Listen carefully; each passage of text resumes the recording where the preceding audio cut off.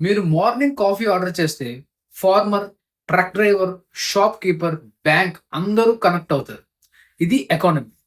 చాలామంది ఎకానమీ అంటే గవర్నమెంట్ దగ్గర ఉన్న మనీ అని అనుకుంటారు. కానీ నిజం ఏంటంటే మనం అందరం ఎకానమీలో పార్టే. కాఫీ ఎగ్జాంపుల్ తీసుకుందాం. ఫార్మర్ కాఫీ బీన్స్ గ్రో చేస్తాడు. ట్రక్ డ్రైవర్ కేఫ్కి డెలివరీ చేస్తాడు. కేఫ్ ఓనర్ కాఫీ సెల్ చేస్తాడు. కస్టమర్ ఆన్లైన్ పేమెంట్ చేస్తాడు. ఆ పేమెంట్ బ్యాంక్లో ప్రాసెస్ అవుతుంది.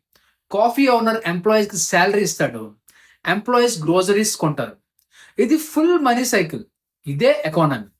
Millions of businesses, jobs, factories, IT companies అన్నీ కలిసి ఇండియా ఎకానమీని బిల్డ్ చేస్తాయి. మీరు స్పెండ్ చేసిన ప్రతి రూపాయి ఎకానమీలో మూవ్మెంట్ క్రియేట్ చేస్తుంది.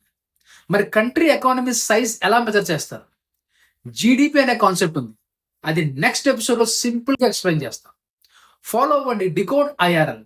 హెడ్లైన్స్ కాదు, ఇంపాక్ట్ ఇంపార్టెంట్.